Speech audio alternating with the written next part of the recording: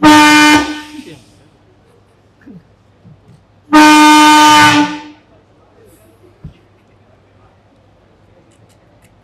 is a technical inconvenience.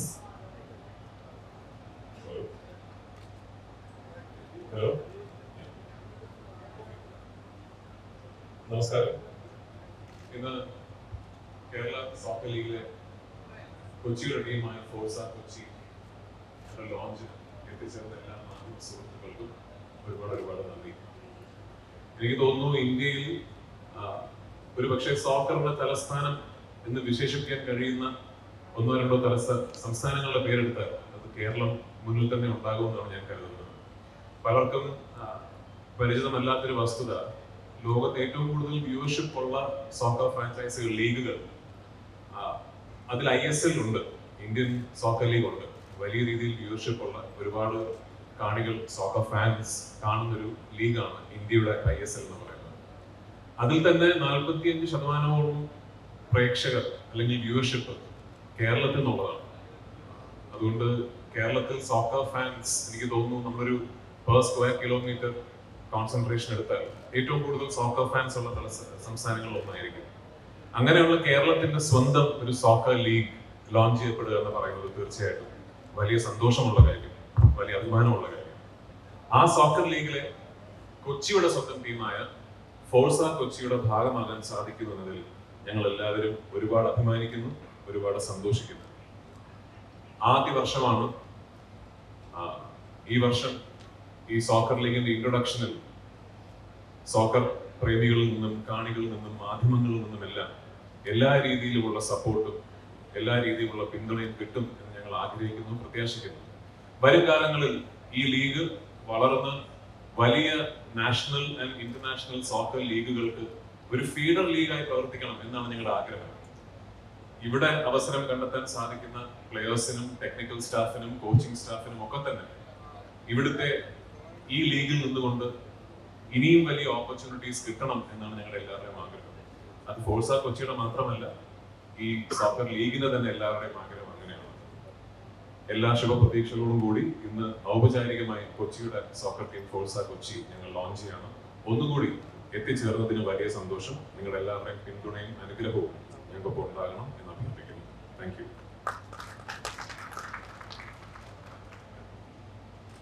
Shameen നിങ്ങളുടെ കോ ഓണറാണ്. കേരളത്തിലെ ഓതറൈസ്ഡ് ഫുട്ബോളിനെ കുറിച്ച് പറയുമ്പോൾ സാധാരണഗതിയിൽ റൂട്ട് ലെവലിൽ നിന്ന് കേരള തലത്തിലേക്ക് എത്തുമ്പോൾ അതിൽ പ്രൊഫഷണൽ മേഖലയിലുള്ള ഒരു ഫുട്ബോൾ സ്പേസ് അല്ലെങ്കിൽ ഒരു ഓപ്പർച്യൂണിറ്റി, ആ ഗ്യാപ്പ് നികത്തുന്നതാണ് സൂപ്പർ ലീഗ് കേരള എന്ന ഈ ടൂർണമെൻറ്റ്. 6 ടീമുകളാണ് സൂപ്പർ ലീഗിൽ മാറ്റുരക്കുന്നത്. അതിൽ കൊച്ചിയുടെ പ്രാധാന്യം വളരെയേറെ ശ്രദ്ധേയമാണ്. കേരളത്തിൽ ഏറ്റവും കൂടുതൽ കാണികൾ കളി കാണുന്ന ഗ്രൗണ്ട് കൊച്ചിയിലാണുള്ളത്. നമ്മുടെ സ്ട്രക്ചർ എടുത്തു കഴിഞ്ഞാൽ ജില്ലാ ലീഗുകൾ, കേരള പ്രീമിയർ ലീഗ്, അത് കഴിഞ്ഞാൽ സാധാരണ രീതിയിൽ പറയാറ് ഐ ലീഗ്, അത് കഴിഞ്ഞ് ISL. ഇതാണ് ഇതിൻ്റെ നിലവിലെ സ്ട്രക്ചർ. അതിൽ തീർത്തും പ്രൊഫഷണൽ സൈക്കോളജിയോടുകൂടി ലോകോത്തര ഫുട്ബോളിന് മാതൃകയാകുന്ന രീതിയിൽ സൂപ്പർ ലീഗ് ഡിസൈൻ ചെയ്തിരിക്കുന്നത്. കേരളത്തെ സംബന്ധിച്ചിടത്തോളം കേരളത്തിൻ്റെ ഫുട്ബോൾ ഡെവലപ്മെൻറ്റിന്, കേരളത്തിലെ കളിക്കാർക്ക് കൂടുതൽ ഓപ്പർച്യൂണിറ്റി നൽകിക്കൊണ്ടാണ് ഈ ലീഗ് ഡിസൈൻ ചെയ്തിരിക്കുന്നത്. അതുകൊണ്ട് തന്നെ കേരളക്കാർക്കും അതുപോലെ ഈ നാട്ടിലെ ഫുട്ബോൾ കാണികൾക്കും പ്ലെയേഴ്സിനും നല്ല രീതിയിൽ ഒരു ഓപ്പർച്യൂണിറ്റി കിട്ടുന്നതിൽ ഭാഗമാക്കാൻ കഴിഞ്ഞതിൽ ഞങ്ങൾക്ക് അതിയായ സന്തോഷമുണ്ട്. അതുപോലെ തന്നെ ഗ്രാസ് റൂട്ട് ഡെവലപ്മെൻറ്റിൻ്റെ ഭാഗമായി ഇതിൽ തുടർന്നു. കാരണം ഒരു സീസൺ എന്ന് പറയുന്നത്, ഫുട്ബോളിൻ്റെ ഒരു സീസൺ എന്ന് പറയുന്നത് 3 മാസം ഓരോ വർഷവും. അതേസമയം താഴേക്കിടയിലുള്ള ആളുകളെ ഉയർത്തി വളരെ ചെറുപ്പത്തിൽ തന്നെ ട്രെയിനിങ് ചെയ്ത് കുട്ടികളെ ഗ്രാസ് റൂട്ട് ലെവലിൽ വളർത്താനുള്ള ഒരു അവസരവുമായിട്ടാണ് ഞങ്ങൾ ഇതിനെ കാണുന്നത്. ഇനി കൂടുതലായിട്ട് പിന്നെ ഇതിൻ്റെ ടെക്നിക്കൽ സൈഡും മറ്റ് സംഗതികളൊക്കെ ഇവിടെ ഹെഡ് കോച്ച് ഉണ്ട്. പിന്നെ നമ്മുടെ ഹെഡ് കോച്ച് ഫ്രം പോർച്ചുഗലാണ്. പിന്നെ അദ്ദേഹം ബംഗ്ലാദേശ് ടീമിനെ നയിച്ച ആളാണ്. അതുപോലെ കൊറിയൻ ലെവൽ 1 ഡിവിഷനുകളിലൊക്കെ ഹെഡ് കോച്ചായി നിന്ന ആളാണ്. പല ചാമ്പ്യൻഷിപ്പുകളൊക്കെ നേടിക്കൊടുത്ത ആളാണ്. അതുപോലെ നമുക്ക് എത്രയും എല്ലാവർക്കും സുപരിചിതനായ നമ്മുടെ ജോ പോളായിട്ടുണ്ട്. നമ്മൾ അദ്ദേഹത്തെ നമ്മുടെ അസിസ്റ്റൻറ്റ് കോച്ചായി കിട്ടിയതിൽ നമ്മൾ അതിയായി സന്തോഷിക്കുന്നു.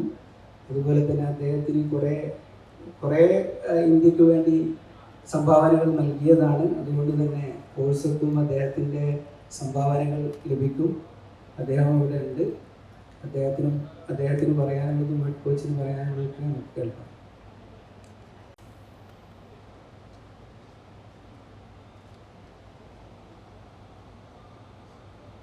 നമുക്ക് ഏറ്റവും നല്ല രീതി എന്ന് പറയുന്നത്, നമ്മൾ സംസാരിക്കുന്നതിന് പകരം കോഴ്സയെക്കുറിച്ചും ഫുട്ബോളിനെ കുറിച്ചൊക്കെ ഇങ്ങോട്ട് ചോദിക്കുകയാണെങ്കിൽ നമുക്കതിനനുസരിച്ച് ആൻസർ ചെയ്യാവുന്നതാണ്.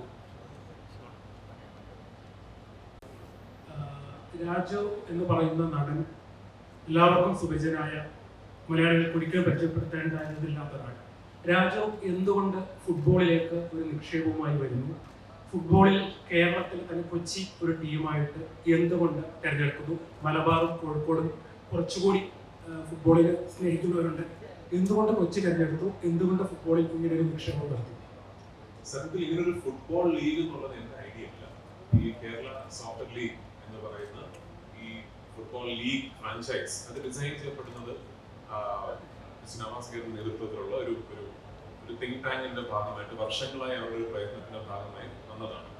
എന്നെ സംബന്ധിച്ചിടത്തോളം കേരളത്തിലെ ഡൊമസ്റ്റിക് സ്പോർട്ടിംഗ് അറീനയിൽ, സ്പോർട്ടിംഗ് സിനാരിയോയിൽ ഒരു ഭാഗമാകാൻ, ഒരു ഇൻവെസ്റ്റർ എന്ന നിലയിൽ, ഒരു പേറ്റർ എന്ന നിലയിൽ ഭാഗമാകാൻ എനിക്ക് കിട്ടിയ അവസരമാണ്. ആ അവസരം ഇതിലേക്ക് ആദ്യം എത്തുന്നത് ഒരു ഫുട്ബോൾ ടീമിന്റെ ഉടമസ്ഥതയിലുള്ള സാധ്യത എന്ന രീതിയിലാണ്.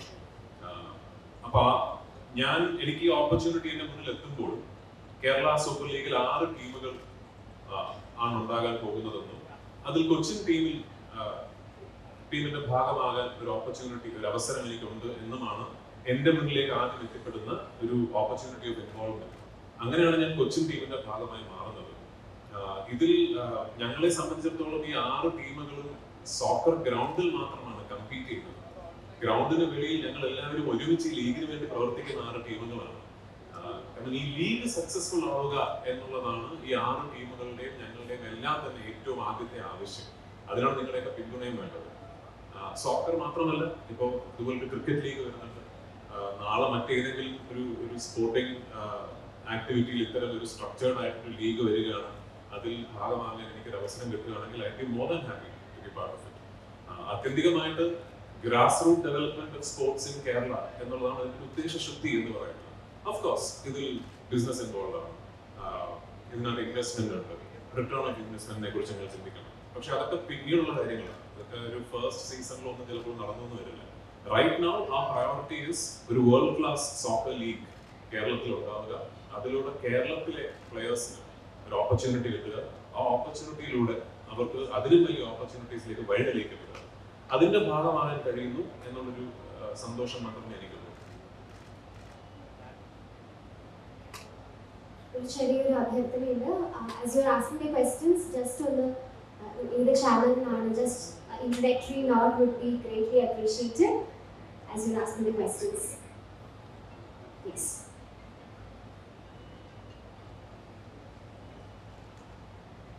Oh. Hi. Hello. Myself Rajin from Pulveri. അപ്പോൾ ഈ പ്രത്യേക മലയാള ക്രിക്കറ്റിനോട് ഭയങ്കര കണക്റ്റഡ് ആയിട്ടുള്ള ആളും കൂടിയാണ്. കാരണം ക്രിക്കറ്റ് കാണുകയും അതിനെക്കുറിച്ച് സംസാരിക്കുകയൊക്കെ ചെയ്യുന്നു. അപ്പൊ ഈ ഫുട്ബോളിനോട് പേഴ്സണൽ കണക്ഷനും ഒരു ഇമ്പാക്ട് ഉണ്ടോ ശരിക്കും ഈ ലീഗ് തുടങ്ങാനും? സോക്കർ കളിക്കാൻ സംബന്ധിച്ച് പരാജയമായെന്നുള്ളൊരു കണക്ഷൻ ഉണ്ട് സ്കൂൾ കാലയളവിൽ. പക്ഷെ അതല്ലാതെ ഫുട്ബോൾ കാണാറുണ്ട്. സോക്കർ കണ്ടു വളർന്ന ഒരുപാട് മലയാളികളുടെ കൂട്ടത്തിൽ ഒരു മലയാളി തന്നെയാണ് ഞാൻ. എന്റെ അച്ഛന് വലിയ ഇഷ്ടമായിരുന്നു. കുട്ടിക്കാലത്ത് സോക്കർ വേൾഡ് കപ്പ് എന്ന് പറഞ്ഞാൽ ഒരു ആനുവൽ ഇവന്റ് പോലെയാണ് ഞങ്ങൾക്കൊക്കെ. ചേട്ടനും അതെ, ഞാനും അതെ. പക്ഷെ പറഞ്ഞത് ശരിയാണ്, ഞാൻ കുറച്ചുകൂടെ കളിക്കാൻ അറിയാവുന്നത്, കുറച്ചുകൂടെ ഒരു പാഷനായി പേഴ്സ്യൂ ചെയ്യാൻ ശ്രമിച്ചിട്ടുള്ളത് ക്രിക്കറ്റ് എന്ന സ്പോർട്ടാണ്. എന്നെ സംബന്ധിച്ചിടത്തോളം എനിക്ക് കിട്ടിയ ഓപ്പർച്യൂണിറ്റി ഇതുപോലൊരു വേൾഡ് ക്ലാസ് സോക്കർ ലീഗിന്റെ ഭാഗമാകാനാണ്. അതുകൊണ്ട് ഞാൻ ഓപ്പർച്യൂണിറ്റി എടുത്തു. I am more than happy to be working with these really great professionals. Marco ആണെങ്കിലും അതെ, ജോപ്പോൾ സാർ ആണെങ്കിലും അതെ, ഒരുപാട് പേരാണ് നിങ്ങൾ പരിചയപ്പെടുന്നത്. നമ്മുടെ പ്ലെയേഴ്സ്, നമ്മുടെ ടെക്നിക്കൽ സ്റ്റാഫ്, കോച്ചിങ് സ്റ്റാഫ്, എന്റെ കോ ഓണേഴ്സ് എല്ലാവരും. അപ്പൊ അതിന്റെ ഭാഗമായി നിൽക്കുന്നത് മാത്രം. അതല്ലാതെ ഒരു ക്രിക്കറ്റ് ഇഷ്ടമുള്ള ഒരാൾ എന്തുകൊണ്ട് സോക്കർ തിരഞ്ഞെടുത്തു എന്നുള്ളതിന് എന്റെ ഇവിടെ പ്രസക്തി. നാളെ ക്രിക്കറ്റിന്റെ ഭാഗമാകാനും കഴിയട്ടെ എന്ന് പ്രാർത്ഥിക്കുന്നു. ഹലോ, ഹായ് രാജു, ഞാൻ മനോജ് മാത്യു, മലയാളം മനോരമ ഡെയിലി. നമസ്കാരം. രാജു നേരത്തെ പറഞ്ഞ പോലെ നമുക്ക് ഒരുപാട് ലീഗ്സ് ഉണ്ട്. ISL ഉണ്ട്, അല്ലെങ്കിൽ പ്രോ കബഡി ലീഗ്, ഒരുപാട് കാര്യങ്ങളുണ്ട്. അതിനിടെ KSL വരുന്നു, കേരള പ്രീമിയർ ക്രിക്കറ്റ് ലീഗ് വരുന്നു.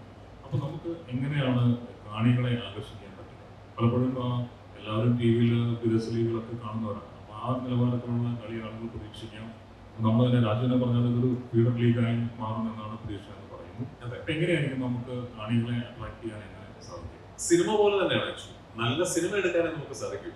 പിന്നെ കാണികൾ തിയേറ്ററിലേക്ക് വരണേ എന്ന് പ്രാർത്ഥിക്കാനേ പറ്റും. അപ്പൊ അതുപോലെ തന്നെ ഈ ലീഗ് ലോകോത്തര നിലവാരത്തിൽ അത് സംഘടിപ്പിക്കാനും ഇപ്പൊ ഫോഴ്സ കൊച്ചി എന്ന കൊച്ചിയുടെ ടീം മാത്രമല്ല, മറ്റ് 5 ടീമുകളും നിങ്ങൾ വിസിറ്റ് ചെയ്യുകയാണെങ്കിൽ പ്രോപ്പർ ഇന്റർനാഷണൽ സ്റ്റാൻഡേർഡ്സിലുള്ള ട്രെയിനിങ് രീതികളും ഒരു ടീമിന്റെ സ്ട്രക്ചറിങ്ങും ഒക്കെ തന്നെയാണ് എല്ലാവരും ഫോളോ ചെയ്യുന്നത്.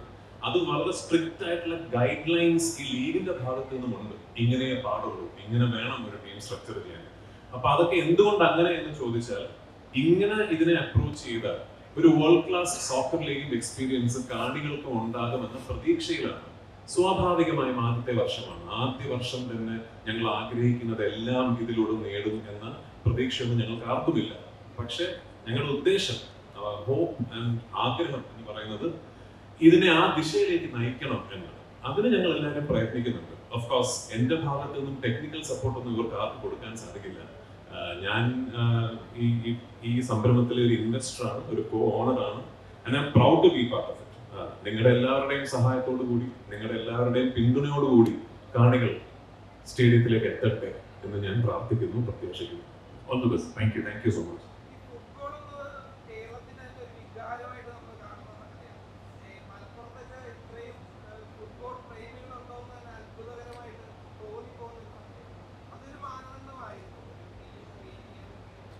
എന്തുകൊണ്ട് ഇത്തരം ഒരു സോക്കർ ലീഗിനെ കുറിച്ച് ചിന്തിച്ചപ്പോൾ ആ ചിന്ത കേരളത്തിൽ പിറന്നു എന്ന ചോദ്യത്തിന്റെ ഉത്തരത്തിൽ തന്നെ ഈ ചോദ്യത്തിനുള്ള ഉത്തരവുമുണ്ട്. എന്തുകൊണ്ടാണ് ഒരു സോക്കർ ലീഗ്, എന്തുകൊണ്ടാണ് ISL-ൽ 45% വ്യൂവർഷിപ്പ് കേരളത്തിൽ നിന്നുണ്ടാകുന്നത്, എന്തുകൊണ്ടാണ് ISL-ൽ ഏറ്റവും വലിയ ഫാൻ ഫോളോയിങ് ഉള്ള ടീമുകളിൽ നിന്ന് കേരള ബ്ലാസ്റ്റേഴ്സായി മാറുന്നത്? കേരളത്തിലെ ഫുട്ബോൾ ഇന്ത്യയുടെ മറ്റ് സംസ്ഥാനങ്ങളും അപേക്ഷിച്ച് നോക്കുമ്പോൾ ഒരു വലിയ വികാരം തന്നെയാണ്. ആ വികാരത്തിലാണ് ഞങ്ങളുടെ പ്രതീക്ഷ. അത്തരം ഒരു വലിയ സോക്കർ ഫാൻ കമ്മ്യൂണിറ്റി കേരളത്തിൽ ഉണ്ട് എന്ന തിരിച്ചറിവിൽ തന്നെയാണ് ഇത്തരം ഒരു വലിയ ലീഗ് വലിയ ഇൻവെസ്റ്റ്മെന്റോടുകൂടി വലിയ രീതിയിൽ സംഘടിപ്പിക്കാനുള്ള ഒരു ധൈര്യം ഞങ്ങൾക്കുണ്ടായിരുന്നു. അതിനോടൊപ്പം തന്നെ ഏറ്റവും കൂടുതൽ ഗ്രാസ് റൂട്ട് ലെവലിൽ കേരളത്തിൽ സ്കിൽ അവൈലബിൾ ആയിട്ടുള്ള സ്പോർട്ട് സോക്കർ ആണെന്നാണ് ഞങ്ങൾക്ക് തോന്നിയിട്ടുള്ളത്.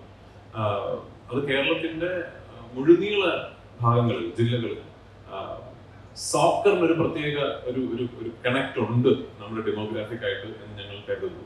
അപ്പൊ ആ സ്കില്ലിൽ അവിടെ അവൈലബിൾ ആയിട്ടുള്ള പ്ലെയേഴ്സിന് അവർക്കൊരു ഓപ്പർച്യൂണിറ്റി പ്രസന്റ് ചെയ്യുക എന്നൊരു വലിയ ഓണർ, ഒരു വലിയ പ്രിവിലേജ് കൂടി ഞങ്ങൾക്ക് ഇതിലൂടെ ലഭിക്കുന്നു എന്ന് ഞങ്ങൾ കരുതുന്നു.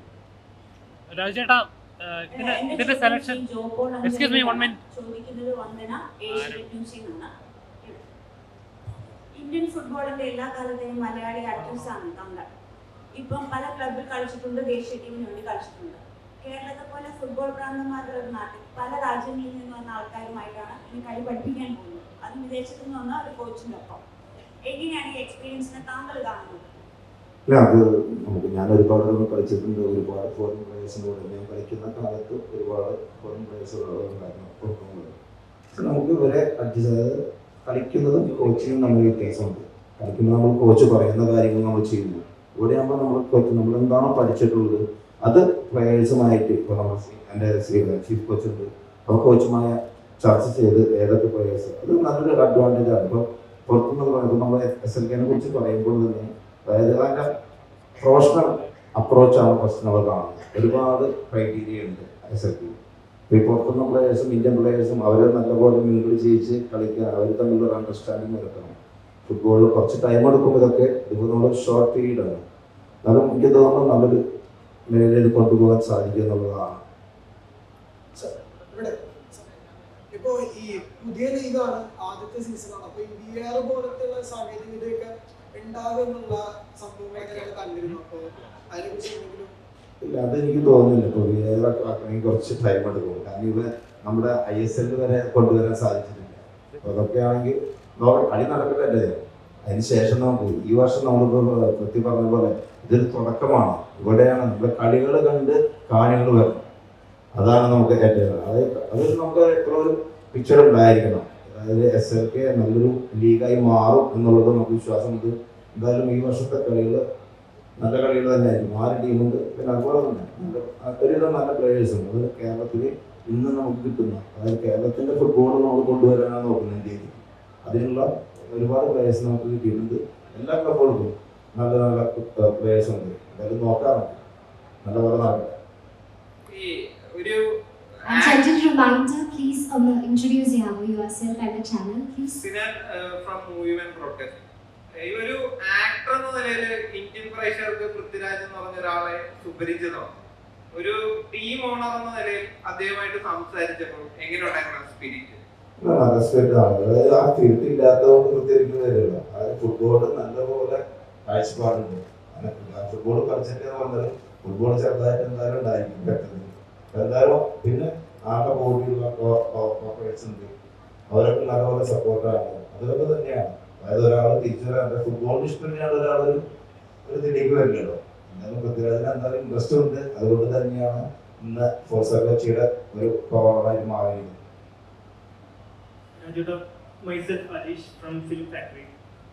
പൃഥ്വിരാജ് സുകുമാരൻ പ്രൊഡക്ഷനിൽ സുപ്രീം മാമിന്റെ ഒരു ഇൻവോൾവ്മെന്റ് സിനിമ പ്രേക്ഷകർക്കും എല്ലാവർക്കും അറിയാവുന്ന ഒരു കാര്യമാണ്. ഇതിലേക്ക് വരുമ്പോൾ ഒരു ബിസിനസ് സാധ്യതയുള്ള ഒരു മേഖലയാണ്. അപ്പം ഇതില് സുപ്രീം മാമിന്റെ ഒരു ഇൻവോൾവ്മെന്റ് എത്രത്തോളം? നിങ്ങളുടെ അവസരം എന്നെ എത്തിക്കുന്നത് മുതൽ ഞങ്ങൾ ഇട്ടിരിക്കുന്ന ഈ ജേഴ്സിയുടെ കളർ വരെ സുപ്രിയയുടെ അതാണ് അതിന്റെ സത്യം. നമുക്ക് അത്രയുണ്ട് ഇൻവോൾവ്മെന്റ്. മറ്റൊരു കാര്യം എടുത്ത് പറയുന്നത്, കേരള സൂപ്പർ ലീഗിന്റെ ആദ്യത്തെ സീസൺ മുതൽ തന്നെ ഇത് സ്റ്റാർ സ്പോർട്സിലും ഹോട്ട്സ്റ്റാറിലും ലൈവായി സംപ്രേഷണം ചെയ്യുന്നതായിരിക്കും എല്ലാ മാച്ചുകളും. പ്രോസസ് എങ്ങനെയാണ്? ഇപ്പോൾ കേരളത്തിലുള്ള ഫുട്ബോൾ എന്ന് പറയുമ്പോൾ കേരളത്തിൽ അങ്ങോട്ടും ഇങ്ങോട്ടും ഒരുപാട് ഫുട്ബോൾ പ്രേമികളുള്ള അറിയാത്ത കുറെ കലാകാരന്മാരുണ്ട്. അപ്പൊ ഇതിന് സെലക്ഷൻ പ്രോസസ്സാണ് കേരളത്തിലുള്ളവരെ തന്നെ മുന്നോട്ട് കൊണ്ടുവരാൻ ശ്രമിക്കുന്നതാണ്. നമ്മൾ കണ്ടിട്ടുണ്ട്, ഇതിനു മുമ്പ് കണ്ടിട്ടുണ്ട് ഇതേപോലെ ക്ലബ്ബുകൾ വരുന്നു, ചെയ്യുന്നു.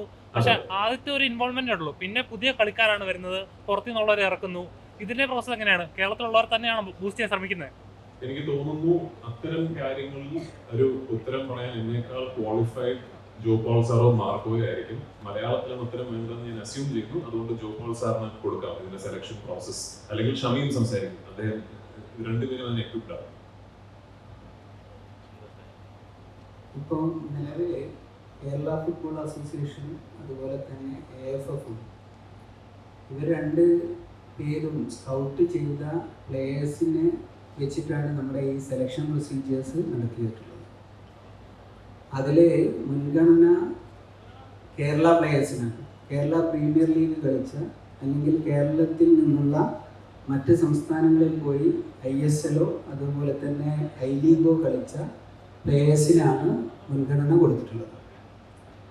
ഇത് തുടക്കമായതുകൊണ്ട് ഇപ്പം I ലീഗ് 3rd ഡിവിഷനും അതുപോലെ തന്നെ ISL ഒക്കെ ഒരേ വിൻഡോയിലാണ് ഇപ്പോൾ വരുന്നത്. അപ്പോൾ രജിസ്ട്രേഷൻ പ്രൊസീജിയർ SLKയുടെയും അതുപോലെ തന്നെ 3rd ഡിവിഷൻ്റെതും അതുപോലെ ISLൻ്റെതൊക്കെ ഓരോ വിൻഡോയിൽ വന്നതുകൊണ്ട് പല കളിക്കാരെയും നമുക്ക് ലഭിച്ചിട്ടില്ല. അതേസമയം ഈ വിൻഡോയിൽ വരാത്ത കളിക്കാരാണ് SLKയിൽ രജിസ്റ്റർ ചെയ്യപ്പെട്ടിട്ടുള്ളത്. സ്വാഭാവികമായിട്ടും ഏറ്റവും മികച്ച സന്തോഷ് ട്രോഫി പോലെയുള്ള ടൂർണമെൻറ്റുകളിൽ കളിച്ച പ്ലെയേഴ്സും അതുപോലെ തന്നെ ഓരോ ടീമിലും 6 ഫോറിനേഴ്സും അതിൽ 4 ഫോറിനേഴ്സിന് ഒരേ സമയം കളിക്കുക. അതേപോലെ ഇതിൻ്റെ ഡെവലപ്മെൻറ്റ് യൂത്ത് ഡെവലപ്മെൻറ്റിൻ്റെ ഭാഗമായിട്ട് നമ്മൾ 6 പ്ലെയേഴ്സിനെ അണ്ടർ 23-ലുള്ള പ്ലെയേഴ്സിനെയും നമ്മൾ എടുത്തിട്ടുണ്ട്. ഓരോ ടീമും അതുപോലെ എടുക്കുന്നു. അപ്പം മൊത്തം ഒരു 30ഓളം പ്ലെയേഴ്സിന് കോച്ചിങ് കിട്ടുന്ന ഒരവസ്ഥയിലാണുള്ളത്. പിന്നെ പ്രത്യേകിച്ച് പറയുകയാണെങ്കിൽ യൂറോപ്യൻ ഒരു മാതൃകയിലുള്ള ഒരു ഫിലോസഫി ആയിരിക്കും ഈ ടൂർണമെൻറ്റിൽ വർക്കൗട്ട് ചെയ്യുക. അതുകൊണ്ട് തന്നെ നമ്മുടെ കേരള പ്ലെയേഴ്സിന് കൂടുതൽ നല്ല ശൈലിയിൽ കളിക്കാനുള്ള ഒരു അവസരമാണ് ഇതിൽ സൃഷ്ടിക്കപ്പെടുന്നത്. Good evening. How do you think the Super League Kerala is going to revolutionize football culture and even the talents in Kerala? I'm assuming you'd like the answer in English. Yes, definitely. We are not hoping for a revolution. We are hoping for more of the start of an evolutionary cycle. So, like I mentioned in one of my answers before, what we are really looking forward to is the possibility that this league, this franchise, really opens up opportunities to the grassroots level skill that's currently available in Kerala. And I truly believe that we have a lot of skill as far as soccer is concerned. So if we can operate as a window to showcase the skill that is available in Kerala, for the players to start hoping for an opportunity on a big stage and to look at Super League and teams like Forza Kochi as their first stepping stone to what hopefully is an international career, that would serve the purpose for us. So more than anything, we just want to reach out to the players out there in Kerala, to the skill that is there in Kerala, and tell them that this is your opportunity to rub shoulders with international talent, to have the best training facilities at your disposal, to have world-class coaching staff like Marco and Joe Corsa taking you through the strides. And hopefully we serve as a stepping stone for you to truly capture your potential and burst onto the international stage at some time later in your career. So, what about the scouting process? How does it go? That is not a question that I am equipped to answer, unfortunately. Marco, would you like to take the question? Or Joe? Anyone? Scout ചെയ്തിട്ടുള്ളത് നമ്മൾ മുന്നേ നമ്മളൊരു draft വെച്ചിരുന്നു KFL. അതിൽ നിന്നും players നമ്മൾ select ചെയ്തു. ആരൊക്കെയാണ് മുന്നേ സന്തോഷ് ട്രോഫി കളിച്ചത്, ഒരുപാട് പേരുണ്ടായിരുന്നു. അതിൽ നിന്ന് നമുക്ക് കുറച്ച് പ്ലേയേഴ്സ്, ഈ 6 ടീമുകൾക്കും കുറച്ച് പ്ലേയേഴ്സ് നമുക്ക് തിരഞ്ഞെടുക്കാൻ സാധിച്ചു. അപ്പോൾ എല്ലാ ടീമുകൾക്കും കേരളത്തിലെ പ്ലേയേഴ്സും തന്നെയാണ് മാക്സിമം നമ്മൾ, അതായത് പുറത്തുനിന്ന് അധികം പ്ലേയേഴ്സ് അതായത് ചെയ്തിരിക്കാൻ തോന്നുന്നു. പക്ഷെ കേരളത്തിലെ പ്ലേയേഴ്സിനെ പകുതി അഡ്വാൻറ്റേജ് കൊടുത്തിരിക്കുകയാണ്. കാരണം അവർക്ക് കളിക്കാനുള്ളൊരു പ്ലാറ്റ്ഫോമാണ്. അതുകൊണ്ട് തന്നെ എല്ലാ ടീമുകളിലും ഏവറേജ് കുറച്ച് നല്ല പ്ലേയേഴ്സ് ഉണ്ട്, ഏവറേജ് നമുക്ക് അതിന് താഴെ തരത്തിലുള്ള പ്ലേയേഴ്സ് ഉണ്ട്. അങ്ങനെയാണ് നമ്മൾ സ്കൗട്ട് ചെയ്തിട്ടുള്ളത്. പിന്നെ ടീമുകൾക്ക് വേണമെങ്കിൽ സ്വന്തമായി ട്രയൽ നടത്തി കുട്ടികളെ സ്കൗട്ട് ചെയ്താണ് നമുക്ക് എടുക്കാം. ഇപ്പോൾ യൂണിവേഴ്സിറ്റി കളിച്ചതോ അല്ലെങ്കിൽ അണ്ടർ 23 അതുപോലുള്ള നമുക്ക് ആവശ്യമാണെങ്കിൽ അത് എടുത്ത് നമ്മുടെ ഒരു സ്ക്വാഡുണ്ട്, ഇത്ര പാടുള്ളതുണ്ട്, അപ്പം അതിനുള്ളിൽ ഒതുങ്ങാണെങ്കിൽ നമ്മൾ എടുക്കും. അതുപോലെ തന്നെ ഇപ്പോഴും നമുക്ക് പ്ലേയേഴ്സ് എല്ലായിടത്തും വിളിച്ച് പറയുകയാണ് നല്ലൊരു കുട്ടിയാണ്, നല്ലൊരു പ്ലെയറാണ്, നമ്മൾ നമ്മുടെ ട്രെയിനിങ് ഉൾപ്പെടുത്തിക്കൊണ്ട് തന്നെ ചിലപ്പോൾ ചാൻസ് ഉണ്ടായിരുന്നു. അങ്ങനെയാണ് നമ്മൾ ഈ വർഷം, അതായത് ചെറിയ ഷോർട്ട് പീരീഡിലാണ് നമ്മൾ ട്രയൽസ് നടത്തിയിട്ടുള്ളത്. അതുകൊണ്ട് നമുക്ക് ചിലപ്പോൾ ഈസിൽ കളിക്കുന്ന ഒരുപാട് പ്ലേയേഴ്സ് ഉണ്ട്, അവരൊന്നും നമുക്ക് കിട്ടില്ല. അതുകൊണ്ട് നമ്മൾ ബെറ്റർ ആരൊക്കെയാണോ കേരളത്തിൽ ആ പ്ലേയേഴ്സിനെ നമ്മൾ ചൂസ് ചെയ്യും. അങ്ങനെയാണ് സ്കൗട്ടിങ് നടത്തിയിട്ടുള്ളത്.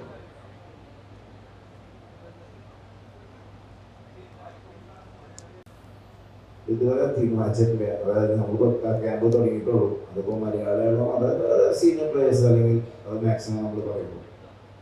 അതിപ്പോൾ നമ്മുടെ ടീം ഇപ്പോൾ 3 ആഴ്ച ആയിട്ടുള്ളൂ. ഇപ്പോൾ കേരളം തീരുമാനിച്ചിട്ടില്ല. അപ്പോൾ അതുകൊണ്ട് തന്നെ നമുക്ക് ഓപ്പൺ ചെയ്യാൻ പറ്റുമെന്ന്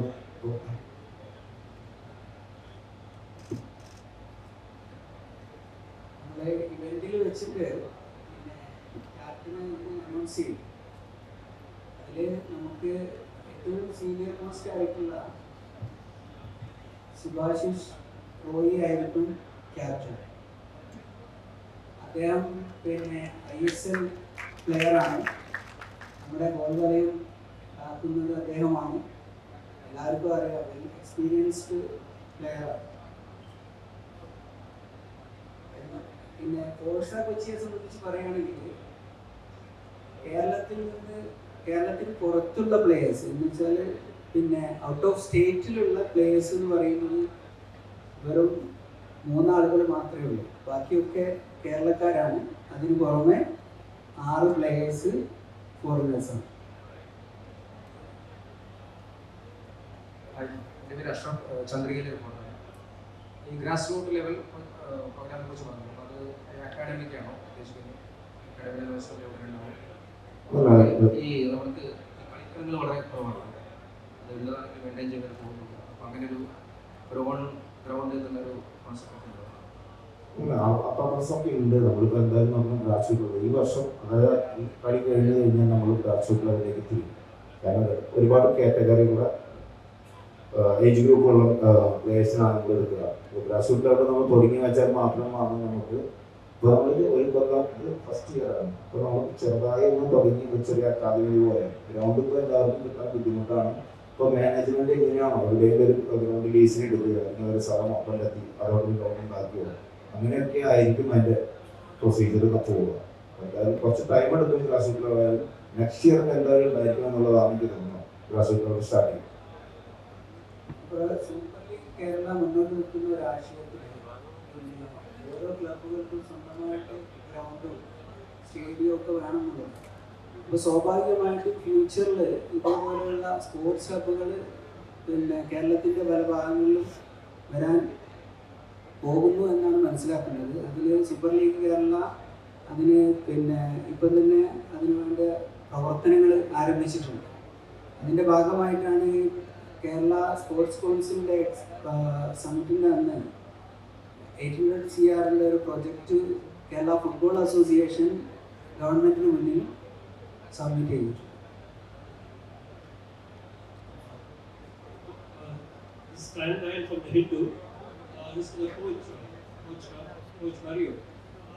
Malappuram seems to have started its preparations early. I think they started a month ago. I think we are in the 3rd week. I think we just about to start the 3rd week preparations.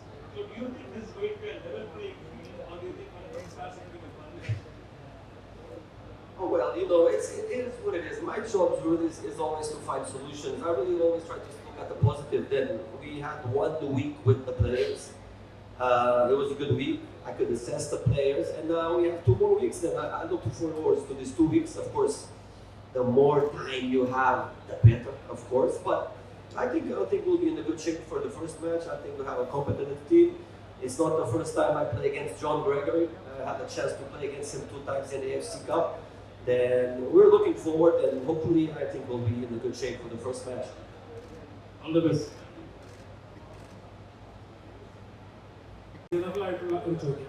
ഇപ്പോൾ രാജു കൊച്ചിൻ ടീമിൻ്റെ ഉടമയായി, Listin Stephen Thrissur magic FC ഉടമയായിട്ടുണ്ട്, ആസിഫ് കണ്ണൂർ വാരിയേഴ്സിൻ്റെ ഉടമയായി, അതുപോലെ ക്രിക്കറ്റിലേക്ക് വരികയാണെങ്കിൽ തിരുവനന്തപുരം ടീമിൻ്റെ ഉടമയായിട്ട് പ്രിയദർശൻ സോഹൻ നടക്കുന്നത്. ഇങ്ങനെ സിനിമാ രംഗത്തുള്ളവർ ക്രിക്കറ്റിലും ഫുട്ബോളിലും പൊതുവായി നല്ല രീതിയിൽ തന്നെ നിക്ഷേപം നടത്തുന്നു. എല്ലാവരും വളരെ ഇൻട്രസ്റ്റോടെ കടന്നു വരുന്നു. കേരള കായിക രംഗത്ത് ഫുട്ബോൾ മാത്രമല്ല ജനറലായിട്ട് ക്രിക്കറ്റ് ഉൾപ്പെടെയുള്ള കായിക രംഗത്തേക്ക് ഇങ്ങനെ സിനിമയുടെ നിക്ഷേപം വരുന്നതിന് എത്രത്തോളം ഗുണകരമാണ്, എങ്ങനെയാണ് രാജുവിനെ വിലയിരുത്തുന്നത്? നിക്ഷേപം സിനിമയുടെ മാത്രമല്ല, അത് ഞങ്ങൾ സിനിമ നടന്മാരും അല്ലെങ്കിൽ സിനിമയിലുള്ള വ്യക്തികളുമായതുകൊണ്ട് കൂടുതൽ മീഡിയ അറ്റൻഷൻ കിട്ടുന്നതെന്ന് മാത്രം. എന്നോടൊപ്പം ഷമീമുണ്ട്, ഞങ്ങളുടെ ഇവിടെ ഇല്ലാത്ത ഒരു പാർട്ണറുണ്ട്. അപ്പോൾ സിനിമാക്കാർക്കിടയിലും ഇതിൽ നിക്ഷേപർ ഉണ്ട് എന്ന് കരുതുന്നതായിരിക്കും നല്ലത്. അല്ലാതെ സിനിമയിൽ നിന്ന് തന്നെ സ്പെസിഫിക് ആയിട്ട് ഒരുപാട് പേർ, സിനിമയിൽ ഓൺടർപ്രണേഴ്സ് ഒരുപാട് പേരുണ്ട്. സിനിമാ രംഗത്ത് മലയാള സിനിമയിൽ മാത്രമല്ല, സിനിമയിൽ ഇൻ ജനറൽ ഓൺടർപ്രണേഴ്സ് കൂടുതലുള്ളൊരു ഒരു മേഖലയാണ്. അപ്പോൾ അതിൽ ഒരു successful production and distribution company നടത്തുന്നതിനപ്പുറത്തേക്ക് എന്ത് ചെയ്യാം എന്ന് തോന്നുമ്പോഴാണ്, ചിന്തിക്കുമ്പോഴാണ് ഇത്തരം ഒരു ഓപ്പർച്യൂണിറ്റി പ്രസന്റ് ചെയ്യുന്നത്. തീർച്ചയായിട്ടും അത് നല്ലതാണെന്ന് തോന്നുന്നു. കാരണം സ്പോർട്സ് ആൻഡ് എന്റർടൈൻമെന്റ് എന്ന് പറയുന്നത് എപ്പോഴും ഹാൻഡ് ഇൻ ഹാൻഡ് പോകുന്ന 2 മേഖലകളാണ്. പ്രത്യേകിച്ച് സാറ്റലൈറ്റ് ടെലിവിഷന്റെയും ഈ സ്മാർട്ട് ടിവികളുടെയും ഒക്കെ കാലത്ത്. സോ ഈ 2 ഇൻഡസ്ട്രീസ് തമ്മിൽ ഒരു കോalition ഉണ്ടാകുന്നത് തീർച്ചയായിട്ടും 2 പേർക്കും ഗുണകരമാണെന്നാണ് ഞാൻ കരുതുന്നത്. ഇനി വരും കാലങ്ങളിൽ എനിക്ക് തോന്നുന്നു കേരള സൂപ്പർ ലീഗിന്റെ മാച്ചുകൾ നടക്കുമ്പോൾ സ്റ്റേഡിയത്തിൽ ലൈവായി സിനിമ ഫംഗ്ഷനുകൾ നടക്കുക, ട്രെയിലർ ലോഞ്ചുകൾ നടക്കുക, അതൊക്കെ ഇനി കാണാനിടയാകും.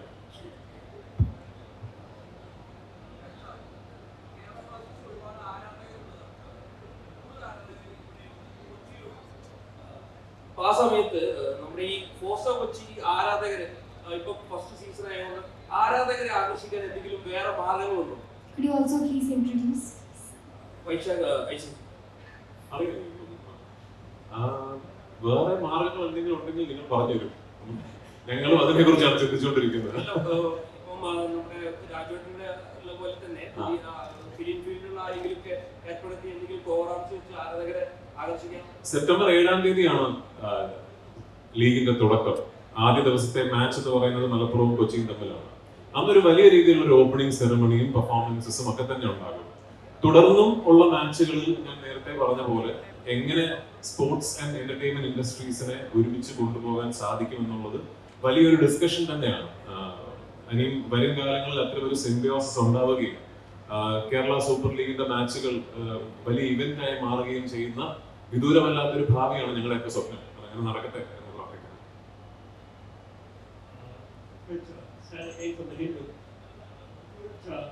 In terms of glamour value, I think Kochi seems to have been a snake on this. So has that helped you gain more financial support and more funding for the team? We have sponsors who have been kind enough to come forward and understand what we are trying to do and join hands with us. A couple of them are here. SteelX is one of our sponsors, and we have Cinder jersey sponsors and all that. But in all honesty, whoever decides to join hands with us right now should look at it as a long haul. Because like I've repeatedly said, we look at season 1 as a beginning of something that could be very big. So none of us are looking at it as how much money are we raising for season 1. What exactly is our ROI on season 1? That is not the priority right now. Right now the priority is that we put all our heads, efforts and money into trying and creating a world-class soccer league. And where it goes from there is something that all of us will find out together.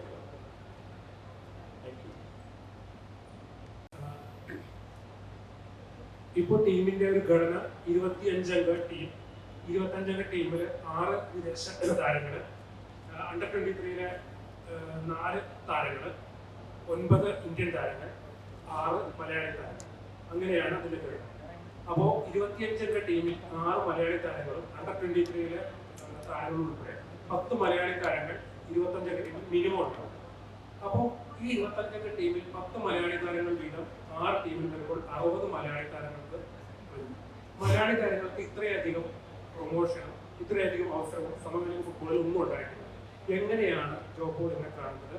വർഷങ്ങളായി കളിക്കളത്തിലും അതിനുശേഷവും തുടരുന്ന ഒരാളുടെ രീതിയിൽ മലയാളി താരങ്ങൾക്ക് ഇത്രയും opportunity വരുന്നതിനെ എങ്ങനെ കാണുന്നു?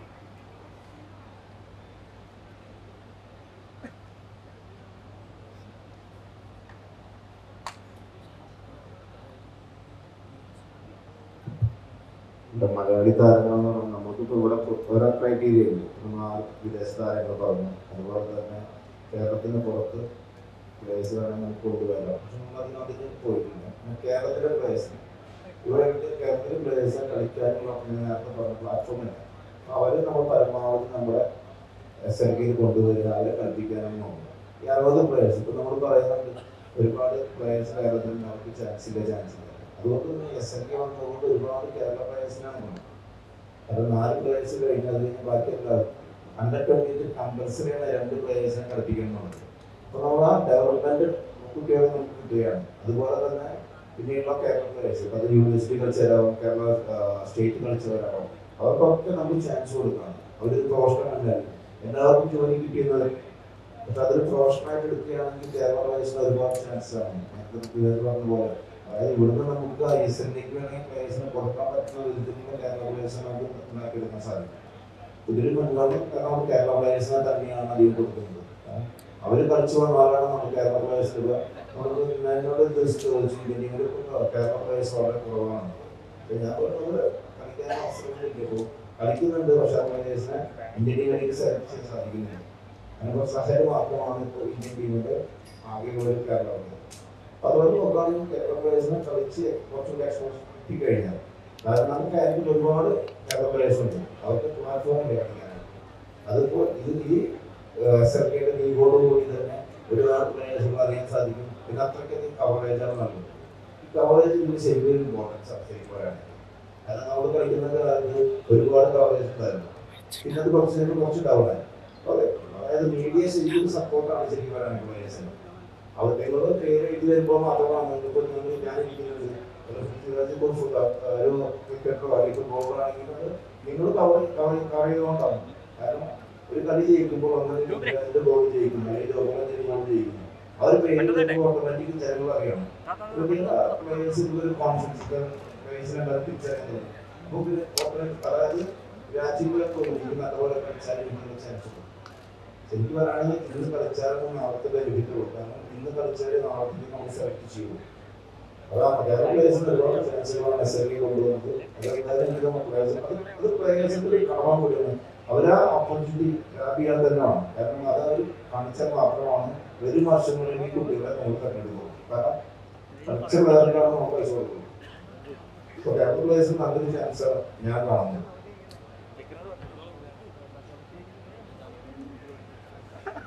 I think we are wrapping up the press session. We are wrapping up. If there are no more questions,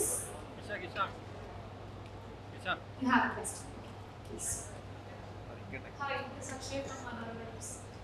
പൃഥ്വിരാജിനെ പോലെ ഒരാൾ ശരിക്കും സ്പോർട്സിനൊക്കെ ഇങ്ങനെ ഒരു ഇനിഷ്യേറ്റീവ് എടുത്തതിൽ എനിക്ക് സന്തോഷമുണ്ട്. എൻ്റെ ഒരു കാര്യം ചോദിക്കാൻ ഇപ്പോഴത്തെ ന്യൂസ് കാര്യങ്ങൾ അറിയുന്നതുകൊണ്ട് ഞാൻ ചോദിക്കുകയാണ്. ഇപ്പോഴത്തെ ഹാപ്പനിങ്സിൽ പൃഥ്വിരാജിന്റെ ഒരു റിയാക്ഷൻ എന്താണെന്ന് അറിയാൻ താല്പര്യമുണ്ട്. ഹേമ കമ്മിറ്റി അതുപോലെ തന്നെ സിനിമാ മേഖലയിൽ വീഴുന്ന ആരോപണങ്ങൾ.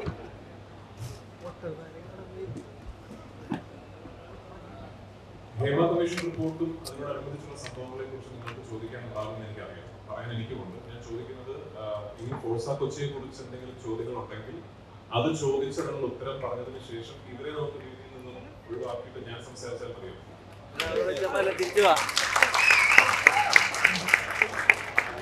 Is there any other questions regarding Forza Kochi FC? Direct questions on Linking? We are wrapping up the press session for Forza Kochi FC. I'm assuming any of the questions are illa? Yes? Okay. So thank you so much. Rajwade rightly remarked.